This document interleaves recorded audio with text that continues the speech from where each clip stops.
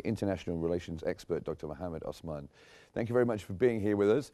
So the EU has pledged 88 million euros to the Palestinian Authority, and it's tied that to reform. What leverage do you think that the EU is trying to get from the Palestinian Authority, and how is the Palestinian Authority reacting? I cannot hear anything. I believe you're not hearing us right now. Hopefully we can reconnect with Dr. Osman in just a few moments.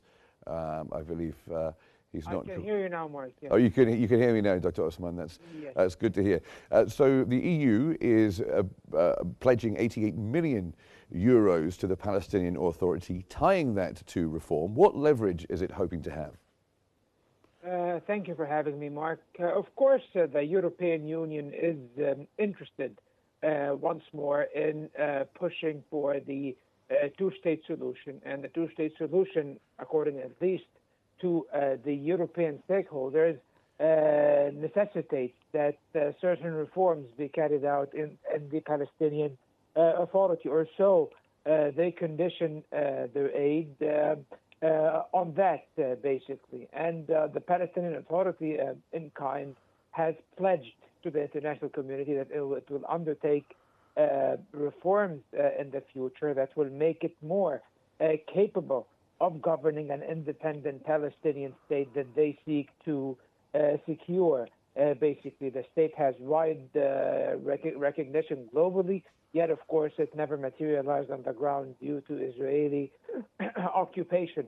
However, on the other hand, I find, and also, of course, this European aid comes at a time where the Israeli authorities or the Israeli occupation authorities are stifling the funds of the Palestinian Authority, trying to squeeze them out and make them basically inept administratively, unable to govern the very few areas in the West Bank that are actually under their control. And also, and of course, this comes in within a wider trend of Israeli harassment of the Palestinian Authority in general. Some members of the Israeli government even call the Palestinian Authority a terrorist organization, despite it being the internationally recognized representative and government of the Palestinian people. So, of course, it is a good sign that the Europeans are pledging such aid. However, of course, this aid is completely insufficient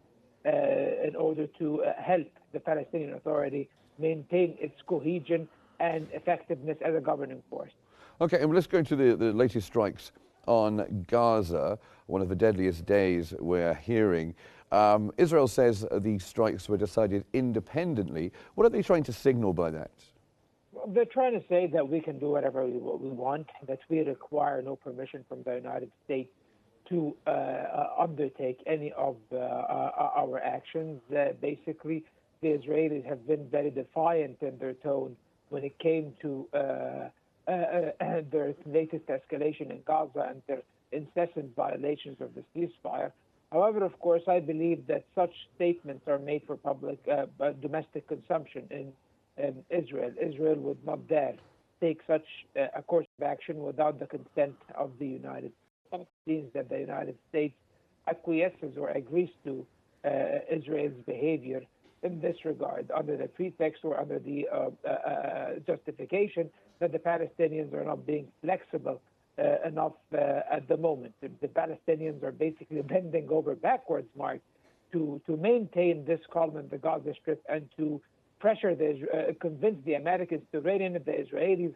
However, even to the Americans, that's not enough. Netanyahu is adamant that the war is not over, that even though there is a ceasefire at the moment, the war will not officially be over before any perceived threats to the state of Israel are dealt with.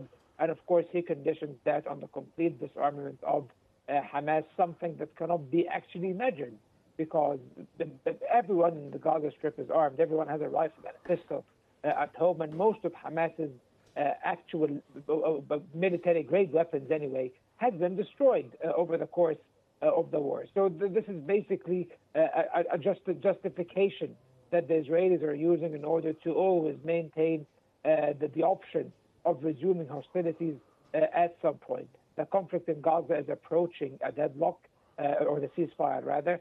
The conflict is rather being frozen and managed rather than being resolved, unfortunately. And I think this is a very comfortable equation for both the Americans and the Israelis. Now, with these new civilian deaths in Gaza during the ceasefire, does Israel really know what the word ceasefire means? And is the United States going to do anything about this?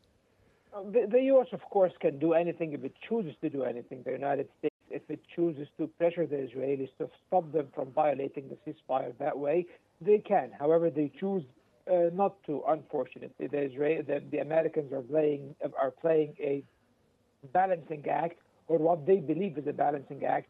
They are trying to please the pro-Israeli constituents in the United States and Israel itself as an ally of the United States, while at the same time maintaining a certain framework that prevents the conflict from escalating into, or the situation from blowing over into a full-scale conflict. Of course, as you can see, this is mostly a one-sided ceasefire, just like the case with Lebanon.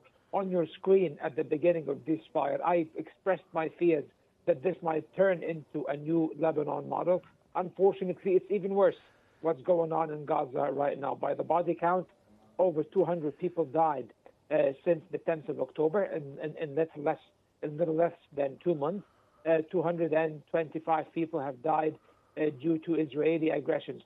Daily, a few Palestinians, scores of Palestinians die due to Israeli attacks and Israeli violations of the ceasefire. And they're not only content with carrying out attacks, they are also expanding the yellow line, capturing, even instead of withdrawing, they are now even capturing more and more territories inside Gaza. Basically, it's so sad, Mark, and this ceasefire is turning into a farcical affair. However, it is the only thing that is basically at least slightly alleviating the suffering of the Palestinians, and at least it leaves little smithereens of hope that peace might be secured one day.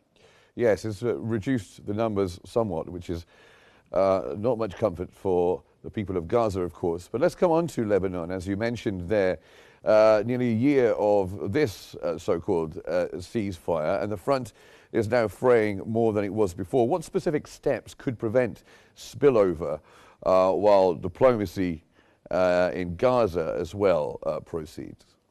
Of course, we see now that in Lebanon the situation is heading to a new war. So they've had 1 year of a one-sided ceasefire. The Israelis have decided that this is not sufficient and that this is not enough, and Netanyahu needs another war.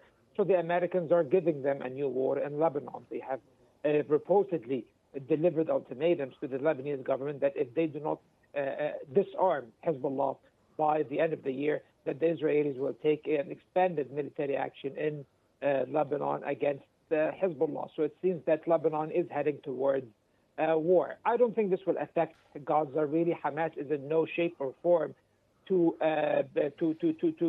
make any moves of solidarity with Hezbollah or any other faction inside Lebanon. They are in no position to do that, to say it very honestly, Mark. However, of course, it emboldens Israel, and might that Israel, after its new war in Lebanon, possible war, of course, this might embolden them to replicate the same model in Gaza later. Maybe a year from now, the Israelis will decide, under several pretexts of the non-disarmament of Hamas or this violation or that imaginary violation, they might decide to resume the war, and the Americans will not really mind, but the Americans might even pave the way for that. So unfortunately, Mark, we are still within the dangerous red zone, and it doesn't seem that we are moving past it anytime soon, whether in Lebanon or in Gaza.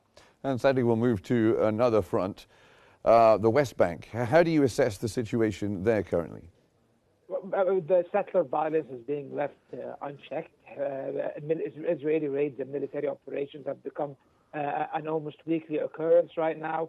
People are dying. People are being displaced also. It's as if they are turning the West Bank into another mini war zone. A silent zone of slow displacement and ethnic cleansing is taking place in the West Bank over the past years, without the media noticing much about it, because basically it's gradual, it's slow, and it doesn't have as much sensation and explosions and bloodletting as the situation in Gaza was. However, that does not make it any less dangerous. The Israelis have been adamant that they will not allow the establishment of a Palestinian state, and this is not a statement just for domestic consumption. This is the conviction of the Israeli political class, regardless of who. It's not a Netanyahu problem, it is an Israeli problem. And it seems that they are doing everything they can within their power in order to erode any foundations for a possible Palestinian state. And one of that is by continuing the violations in the West Bank and depopulating parts of the West Bank and resuming the ethnic cleansing and also the land acquisition and the illegal settlement. Well, thank you very much for joining us, Dr. Mohammed Osman, international relations expert, joining us from Cairo. Thanks very much.